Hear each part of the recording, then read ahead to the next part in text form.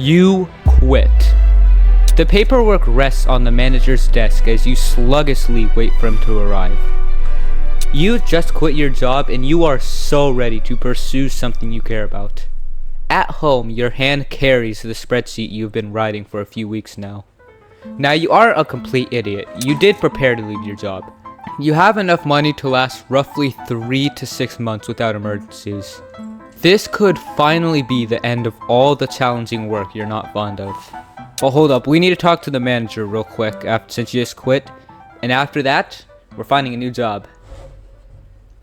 1 week later. Footsteps enter a mysterious premise. The pay here is terrible, but once you prove yourself you are meant for this, you probably can get a raise. As a game developer, your first task is to design a map. Now, you do have experience with this is just something you spent some time on. You find yourself viewing the map you've been working on to spot inconsistencies within the texture. This matters a lot because if the size of a shape is off by even just a few percent, it can really mess up the hitboxes and coding. You notice a tired employee next to you stretching his arms, finally ready to leave. Wait, isn't that the game tester? Wait, how did he get the job? I mean, he doesn't really look like he's enjoying himself. Why couldn't that have been you instead? Anyways, after fixing the map, texturing it isn't actually that boring. It only sucks that you're paid way less than your old job. 2 weeks later. You sluggishly get off your chair after debugging some code. You decide to hydrate yourself. To be honest, this isn't really what you wanted. But you just sent a different application in this studio, so hopefully you can find a different job here.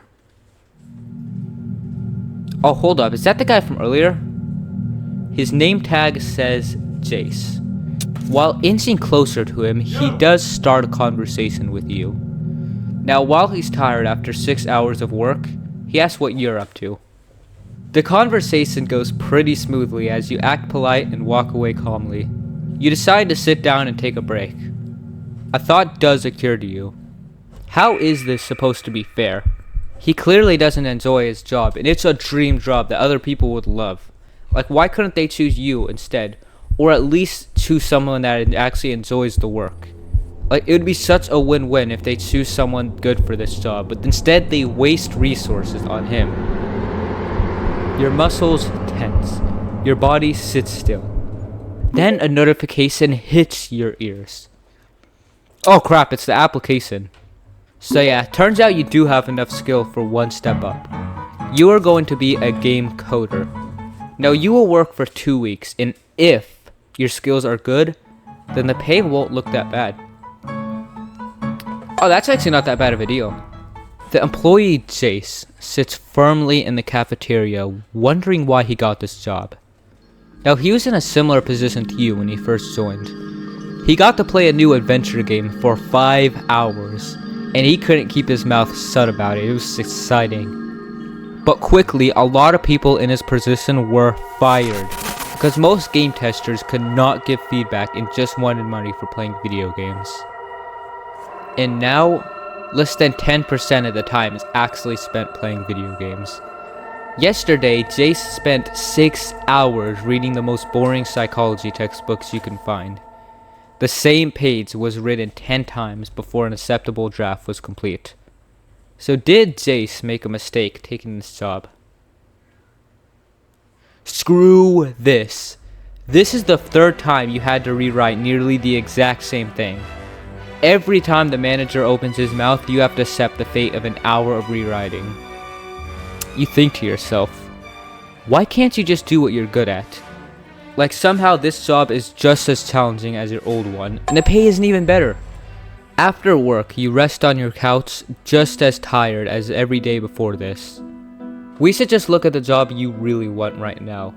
To be a game tester. I mean, if you get this job, you get to play games for hours a day, write a quick paper, and go home. It gets so easy.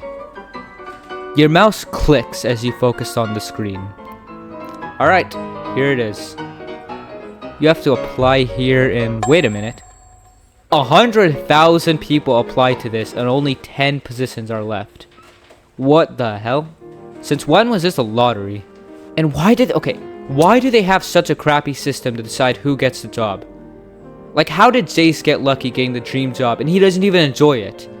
Like, most people that get the job suck and you actually have a passion for this role and you're left, look at this. Like, who's hiring? You sit down fuming. But what actually happened to Jace? The studio was older. Jace was in your exact position 3 months ago, but he was hired. He got to play a game similar to Fortnite for 8 hours straight. He gave some feedback and received a very large paycheck of $300. It was an unbelievable dream to come to life. But the manager was strict. People around him were fired fast, and many people could not give good feedback. Here's the thing. Anyone can play games and leave a quick review. Like, people do that for free today. But the studio wanted something they couldn't get for free. And now, most of Jace's time is spent carefully studying massive textbooks and writing hundreds of boring papers. In the end, Jace only kept this job because he did really hard work others did not take seriously. Back at your place, the mug rests on the table. You sit on your couch and think to yourself, do we really have to accept that there's more supply than demand?